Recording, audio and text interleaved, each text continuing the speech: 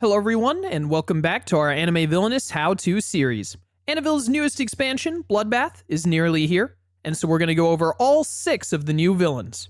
Our first how-to is for the headliner of this expansion, Yuno Gasai from Future Diary. So let's get to it. Yuno is a teenage girl with one very clear obsession, Yuki Teru Amino. Yuno and Yuki both find themselves involved in a death game, utilizing diaries that can predict the future, and Yuno's predicts anything revolving around Yuki.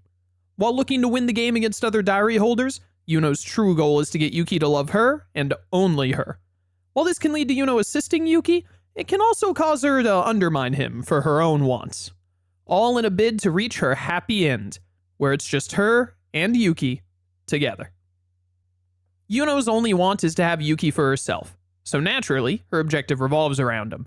That objective being to have Yuki as an ally. So let's look at Yuki, who is a tile that starts at the abandoned hotel, Yuno's rightmost location. Yuki has 12 strength, a fairly high amount, and he has a few abilities. First is that Yuki can only be defeated during a clash while he has 0 strength. When Yuki is defeated, he becomes an ally at the bottom of Yuno's territory, which is how she completes her objective. His final ability is that whenever Yuno moves, she plays the top card of the diary deck. Very important thing to note, when you turn Yuki into an ally, his ability that plays a diary card whenever Yuno moves still works as usual, so even Showdown Yuki will play diary cards. The diary deck is the major driving factor of Yuno's gameplay, but before we get to it, let's take a quick look at Yuno's ability, as it's the main way you'll be working Yuki's 12 strength all the way down to 0. Yuno's ability is that after a card is played from the diary deck, which happens whenever she moves due to Yuki's ability, if Yuki is at your location, he loses 1 strength. This means your main way of weakening Yuki to the point of being able to clash with him is to move to the same location Yuki is at. Or rather, the same location Yuki is going to be. The diary deck is a third deck unique to Yuno of 15 cards, and as mentioned, the top card of the diary deck is played every time Yuno moves due to Yuki. The purpose of all the cards in this deck is to move Yuki around Yuno's territory, making it more difficult for her to get to his location and subsequently weaken him. Let's look at the first 2 cards, Someone's After Me, and A Rock Is There. The card names for this deck are something special. Someone's After Me moves Yuki 1 location to the left. However, if Yuki is at Yuno's house, which is Yuno's leftmost location, it will move him to Abandoned Hotel, the rightmost location, instead.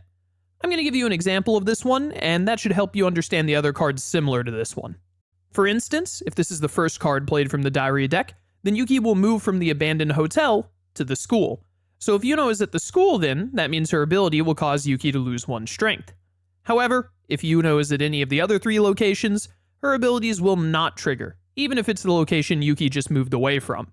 If Yuki had already been at Yuno's house when this diary card is played, since he can't move left, he instead moves to the Abandoned Hotel, which is the opposite side of the board. That's how diary cards that move Yuki in one direction work. As you can probably guess, the other diary card we have here, A Rock Is There, does the same thing, except it moves Yuki 1 location to the right. And again, if he's at the rightmost location, which is Abandoned Hotel, it will send Yuki to Yuno's house, which is on the opposite side. Our next 2 diary cards are Explosion in C2 and I'm Surrounded. These cards work exactly the same as the other 2 we just covered, except they specify that you do their ability twice. This just means that Yuki moves 2 to the left for Explosion in C2 and 2 to the right for I'm Surrounded. If Yuki is at the edge of the board and can't move left or right, he jumps to the opposite side of the board, just like the other diary cards.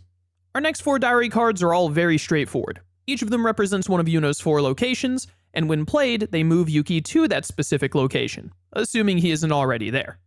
There's a Strange Room will move Yuki to Yuno's house, Mom Made a Futon will move Yuki to Yuki's house, Bullies Ambush Me will move Yuki to school, and Hinata Kicks the Key will move Yuki to Abandoned Hotel. Again, if Yuki is already at the location this card specifies, like he's already at Abandoned Hotel when Hinata Kicks the Key is played, it just means he doesn't move at all. Then our last diary card is All Clear, and as you can probably guess, this card just means that Yuki doesn't move, as it has no additional ability.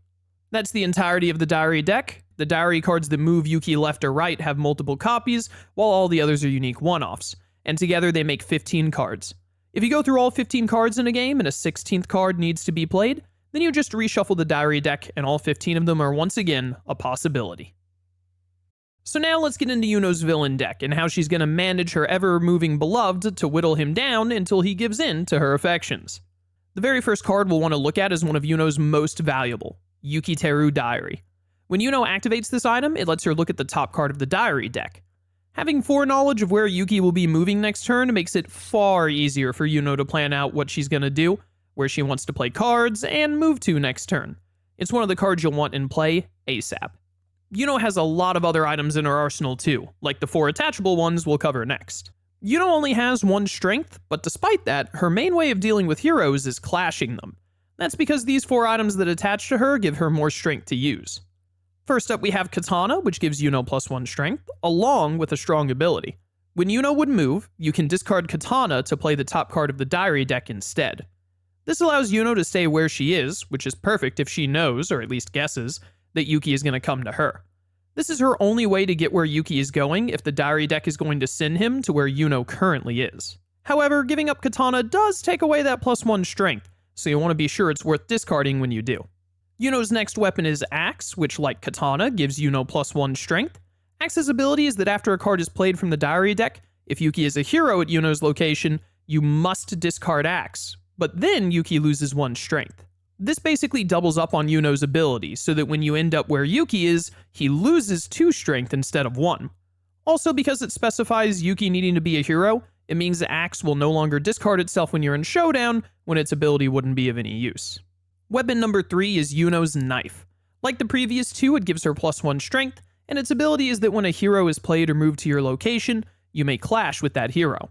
Now, of course, you can only do the clash if you have enough strength to defeat the hero, so odds are you'll need some more weapons to take out most heroes. But this ability is very strong for Yuno, as it can prevent opponents from playing heroes directly to your location after you built some strength, and as we'll see later, Yuno has some hero movement available to her that can combo well with Knife. The last weapon Yuno has in her arsenal is her handy crossbow, which is different from all the rest.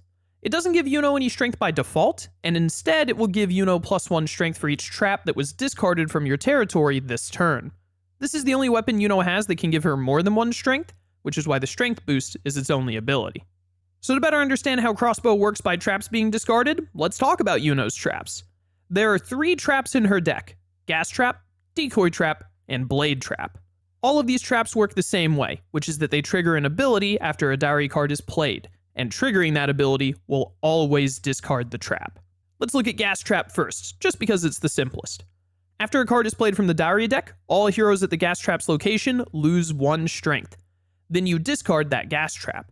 This is one of the only ways Yuno can weaken Yuki outside of her own ability, so it's very useful, and it helps her get other heroes into clash range as well. Next we have Decoy Trap, which is after a card is played from the diary deck, discard that Decoy Trap, then move a hero from its previous location to Yuki's location. Keep in mind that all these traps trigger after the diary card is played. That means Yuki moves because of the diary card, and then the trap activates after Yuki makes it to his new location. The last trap is Blade Trap, which, like the others, its ability happens after a card is played from the diary deck. You then discard the Blade Trap, and if Yuki is at that trap's previous location, you may defeat a hero at that location.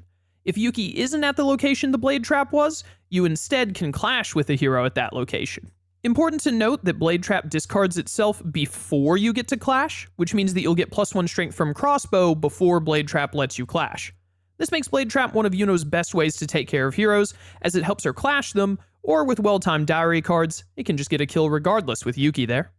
One last thing about traps to make sure you realize, they are not optional. After a diary card is played, they will discard themselves whether you like it or not.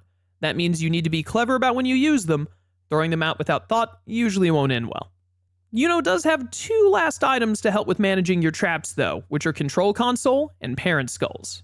Parent Skulls is actually the one way around the mandatory discard of traps. Before Yuno moves, which means before Yuki would play a diary card, you can choose a trap in your territory. You then ignore that trap's ability until the end of your turn. This is the only way Yuno can keep a trap on board for multiple turns, and wait to use it when she wants. The flaws here are that if you choose to use Parent Skulls, and then after the diary card is played it turns out you'd rather have the trap's ability go off, you're out of luck.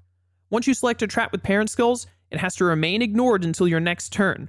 It can also only choose 1 trap, which means if you play multiple traps, you can't use Parent Skulls on all of them. Just 1. The other item, Control Console, helps you get traps back from the discard. When you activate Control Console, you get to choose a trap from your discard pile, pay its cost, and play it. This is great for getting back the exact trap you want when you need it, and it's especially nice when you happen to miss with one of your traps and want to try and use it again. Next, let's look at Yuno's only 2 allies, Kamado and Mur.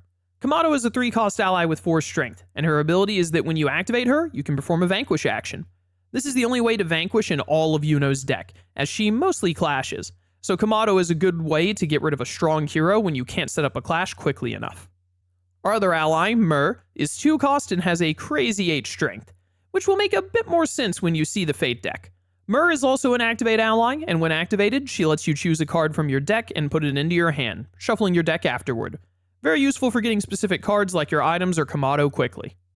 Next up we have Yuno's effects, and the first 2 we'll look at are Protect You and Fake Defeat. Protect You lets you perform an Activate action and then set Protect You aside. After a card is played from the Diary deck, you discard Protect You, and then if Yuki is at your location, he loses 1 strength. This, much like Axe, basically doubles up on Yuno's villain ability, but you have to get to Yuki's location the very turn after you've played it. The Activate it provides you will help with that a lot, as you can use it with Yukiteru Diary to see where Yuki is going, or you can use it to activate other cards like Control Console, Mur, or Kamada. Fake Defeat, meanwhile, lets you look at the top 3 cards of the Diary deck, then return them to the top in any order. I would call this one of Yuno's favorite cards, as it lets her really plan out her upcoming turns and manipulate where Yuki will be to her advantage. Note that it can't discard any Diary cards, just reorganize them. Yuno has 2 more effects, No Interference and Selective Memory. No Interference is your basic power gain for most of the game, just giving Yuno 2 power when played, but in Showdown it allows you to clash with a hero at Yuki's location. As previously mentioned, even as an ally in Showdown, Yuki will still play out Diary cards which trigger your traps and the like, so he'll still be moving around the board. If he ends up at a hero's location, No Interference can help you clean up Showdown that much quicker. Selective Memory is a pretty unique card. When played, it lets you choose any number of cards from your discard pile with different types, effects, schemes, so on, and shuffle them into your deck. You then draw that many cards, the amount you shuffled in, and then discard until you have 4 cards in hand. This is great to get back Yuno's attachable items if you lost them, her allies, and so on. It's a very versatile card, especially when your deck doesn't have many cards left in it. Next, Yuno does have 2 schemes, Trick Reversal and Happy End. Happy End triggers when the targeted opponent reveals 1 or more cards from Yuno's Fate deck. It then allows Yuno to discard one of the cards revealed, then reveal another card from the Fate deck to replace it. This can let Yuno avoid especially nasty fates, but it does run the risk of revealing an even worse fate, so it's a bit of a gamble. You can also choose not to discard and reveal another fate if you think doing so would just be worse for you. Trick Reversal is triggered when the targeted player plays or discards a scheme, which is a pretty common trigger. Once triggered, Yuno gets to choose a card from her discard pile and then put it into her hand. A more direct way of getting back important cards quickly than Selective Memory, though it only lets you get 1 card rather than multiple in exchange. Yuno's final card is her 1 form, Stalker. Stalker makes it where at the end of your turn, you may play a card from your hand, paying its cost, then draw until you have 6 cards in your hand. At the start of your turn, you may discard Stalker. The most important thing about Stalker is it turns off Yuno's base ability, which is her main way of weakening Yuki, so it can be dangerous to keep it in play for long. You can discard it whenever you want, thankfully. However, you have to discard it before a Diary card is played for that turn, so you'll have to make a choice before you see where Yuki is moving to. Either way, it's a great way for Yuno to get out more cards early in the game and get through her deck. We've made it through 2 of Yuno's decks, but we've got 1 more deck to go, the Fate deck. Let's get looking at these heroes, starting with 2 of Yuno's most frustrating, Minene and Aru. Minene, who is Best Girl, I will take no questions or arguments, is a 4-strength hero that when played lets the opponent discard a trap or non-Yuki ally from her new location. Yuno loves setting up traps, and both Mur and Kamado are expensive for her to play, so Minene doing away with any of them is a major hassle. Aru likewise is a 4-strength hero, and his ability is a little complicated. When Aru is played or moved by an opponent, they reveal the top card of the Diary deck. They may use its ability, then they either discard it or return it to the top of the Diary deck. The main thing to take away from this is that Aru specifies using the card's ability, but not playing the card. This means it won't trigger any of the after a Diary card is played abilities, such as traps. This lets the opponent use Aru to reposition Yuki and potentially send him somewhere Yuno won't like, both at that moment and on her following turn. Important to note, by the way, that Minene and Aru both specify by an opponent. That's because Yuno can move heroes using Decoy Trap, so that clause prevents her from using the hero abilities when they get hit with decoy. We have 2 more 4-strength heroes, I and Marco, along with John. I and Marco is simple. When played, they let the opponent move up to 2 heroes to any adjacent locations. This of course includes Yuki, and it can trigger some of those on-player move heroes. John's ability is when Yuno would look at a card from the diary deck, she must instead reveal it. This makes it much harder for Yuno to manipulate Yuki, because the opponent will see exactly what she does, making it easier for them to throw you off with fate cards. Our next hero is another unique one, Keigo. Keigo has 8 strength, which is a lot, but you'll understand when you see his ability. After a card is played from the diary deck, Keigo loses 1 strength for each other character at his location. It says character, so that means ally, hero, or even Yuno. Keigo can get whittled down pretty quickly, but if he shows up in Showdown suddenly, you'll be glad Mura has 8 strength also. Next up is our 3-strength heroes, Yamotsu, Hinata, and Hayama. Yamotsu, who is best boy of the show, I once again will not be taking questions, comments, or concerns, lets the opponent move a trap to his location whenever he's played or moved. Simple way to disrupt Yuno's plans. Hinata, when played or moved by an opponent, allows them to shuffle the diary deck, which can really throw Yuno off if she's just looked at the diary deck with Yukiteru Diary or Fake Defeat. Then there's Hayama, who when played lets the opponent move a hero to any location. Another simple one, but it can reposition Yuki or trigger one of those other on-move heroes. Our final 2 heroes are the 2-strengthers, Reisuke and Tsubaki. Reisuke's ability is that if Yuki is at his location, you ignore the abilities of traps at his location, as well as Yuno's villain ability. Reisuke basically makes it where Yuno can't get up to any shenanigans while he and Yuki are together. Then Tsubaki's ability is that whenever she's played or moved by an opponent, they may choose a card from Yuno's Fate discard and shuffle it into her Fate deck. Very annoying as it gets any of those stronger heroes that Yuno's already defeated, or that Faters had to discard for some reason earlier, back into the rotation. While that's all of the heroes covered, Yuno does have 2 Fate effects, Dead End and Rejection. Rejection is very straightforward, it just lets the Fater move a hero to any location. This can trigger those on-move heroes, or just be used to put Yuki in a bad position for Yuno. Dead End, meanwhile, is just like Fake Defeat, only it lets the Fater look at the top 3 cards of the diary deck and return them in any order. This of course lets the Fater know where Yuki is going the next few turns, making their fates more effective, and potentially ruining Yuno's own plans of where she wanted him to be. Finally, we have Yuno's challenge, Deus Ex Machina. Deus makes it where Yuki no longer covers actions, and cards cannot be played from the diary deck. It essentially puts a full stop to Yuno's entire game plan. Deus is then discarded at the end of Yuno's turn. It's a very easy discard, Yuno just needs a turn to pass, but don't let that fool you. Deus Ex Machina is the only card in Yuno's deck that is a hard stop. It prevents her from doing anything to Yuki for 1 full turn, and she has no possible solution other than waiting it out. That can be devastating, if timed well. With that, we've covered how to play as Yuno Gasai in Anime Villainous. An obsessed woman who will stop at nothing to be with her dear Yuki, you'll have to manipulate Yuki's movements and defeat any heroes who stand between you and your happy end to come out victorious. If you have any questions about Yuno, leave a comment below and I'll do my best to answer. Also look at the description for the playlist to see all the other Anime Villainous how-to videos, so you can learn more about any other characters that interest you. Thank you for watching the video, and I hope to see you again for more Anime Villainous videos in the future. Until then, farewell.